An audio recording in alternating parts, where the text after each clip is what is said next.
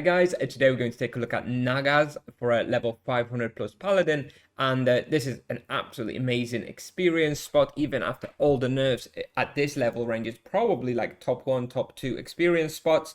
So let's take a look at the results. So here on the left, you can see two results with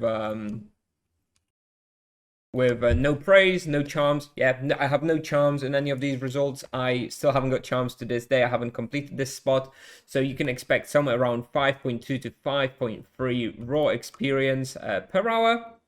And here on the right hand side, you can see an analyzer that I did with 2 damage praise on archers and warriors. And I was actually able to get like 5.9 kk raw. So this place scales very, very well. Overall, I give it an S minus. The minus is because of the loot. So the experience is definitely S tier, but the loot, profit is pretty bad. So that's why it gets a little minus. It's definitely not as good as, summer court or winter court when it comes to profit, but the experience is very, very good. And I believe this place peaks out at somewhere around 6.5 kk raw. Once you have like level 600 and charms unlocked. So it still scales pretty damn well. So definitely comes highly recommended. Difficulty, I give it an about 8 out of 10. I think you do have to be very careful with the first time you come here, especially if you get a box with a lot of Naga archers. The archers hurt a lot. And yeah, if you have a lot of them, it can get very, very difficult. So I do recommend, definitely paying attention before you get used to all the damage and stuff. But once you get used to it, I was hunting here after a few hours. I felt fine here. I did not feel like I was gonna die. But it is still hard. You do still have to watch out. With regards to bestiary, it'll take about 7 hours for Naga warrior, 9 hours for Makara, and 13 hours for Naga archer. So yeah, that's it here. Let's move on. So requirements. Yeah, I recommend level 500 plus. I think you can theoretically start maybe at like 450 if you have maybe like some defense spray or attack spray to make it a bit easier, I would say. Generally, I would say 500 probably to be safe. You will need the Within the Tides quest to access Marapur. This place can effectively be hunted by Knight and Paladins. Maybe a mage, probably not too great. Duos are popular here. Double Paladin is popular here. EK plus Paladin is popular here. But when you do duo here, usually what happens is one person takes the -1 level, the other person takes -2, and shared experience still works across the levels. So that's how people usually hunt. Obviously, the route will be a bit different than what I'm about to show you. But yes, duo is also quite popular here.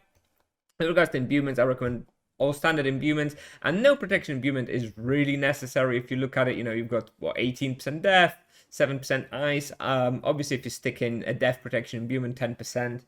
That's going to be about 2% overall net damage decrease. So it's not nothing, but it's actually not really all that much. So protection imbuements won't really help you all that much.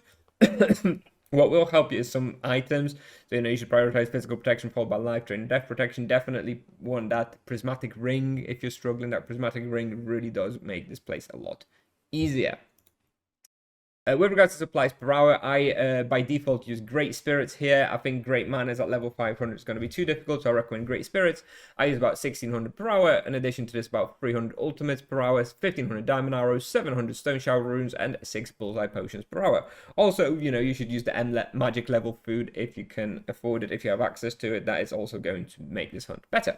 And you probably you want a few sudden deaths just to like finish off stragglers at the end of the box if that happens.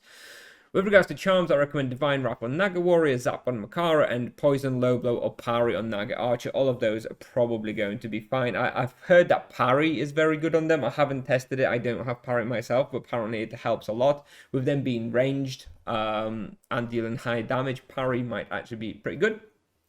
I recommend T1 Grenade. This is because they're all really quite weak to holy damage, and also because they deal so much damage, it's really beneficial to kill the boxes faster using the grenade.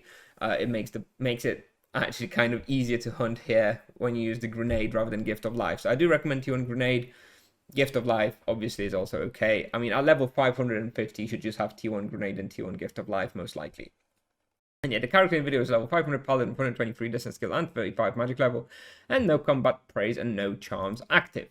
So this map is very awkward to read. It's got like some awkward colors. It's quite difficult to draw it out, and it's quite a small level. So I'm going to do my best to draw it out, my route, but probably you just want to watch one lap of the video to be sure what I'm doing.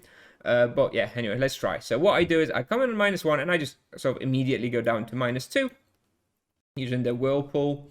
Then I do just a big kite on -2, something like this. I try to pull out the monsters here, and I'll usually sort of finish the pull somewhere here in the middle, making sure I get as many of them as possible. And after this, I just go immediately back to -1 using the stairs. Then on -1, I go through here. I go down, pull out the monsters through here, and do a pull somewhere around here. At this point, I go down the corridor, pulling whatever's left, and pulling it into this room. Do a pull in here. Afterwards, I go to the left. Do a pull in this room.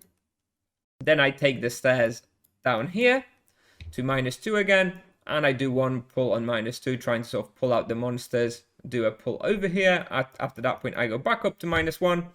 Then I go from -1 here. I do a pull in this room. At this point, I do go to the right. And to be honest, this next pull here from this sort of section is the most confusing one and difficult. You're going to have to vary it depending on where the monsters come from. Sometimes when there's enough monsters, you'll just do the pull somewhere in the middle like this, and it's super easy. But sometimes you need to kind of come out, go north a bit, try and pull out the monsters from here. Sometimes you want to go south and do the pull here. So this kind of depends. You're going to have to practice it a bit and see what works best for you. In general, you do want to do a pull somewhere in here, basically from these two rooms. After you do that, I just go through here. I pull all the monsters through here, and I do a final pull on -1 somewhere around here. And I go down to -2 again to basically restart the lap. Worth noting that I definitely skipped this room here. It's very awkward to pick that one up. It's got a narrow corridor, not that many monsters, so I definitely don't recommend doing this one. And similarly, all the other sections on -2, I don't find them that necessary to do, so I just do those 2 pulls on -2, and that is enough. Definitely plenty of respawn for me. And yeah, as you can see, the results do scale very well. I was, able to get 5.9 raw with just 2 damage praise on a level 500, which is very good. And without any praise or charms, I'm doing about 5.2 to 5.3 raw, which is also very, very good at this level range. Obviously, I have very good equipment, basically best in slot, but if you want to come here at level 500, you probably will be needing best in slot equipment because this place is really hard. Obviously, if you don't have fully best in slot equipment, then you can... You will need to expect slightly worse results. Now, maybe one final thing I will mention is that in the screenshot here, you can see a ring of blue plasma. I think I was quite often switching to the prismatic ring for some of the bigger pulls and when it was getting a bit difficult. So you might want to switch to the prismatic ring for the most part, especially if you're sort of lower level or don't have all the best in slot equipment. Anyway, this is what I have for you today, guys. Thank you very much for watching. If you have any questions or comments, please let me know. I'll be happy to answer. And yeah, have fun. Thank you very much. Bye-bye.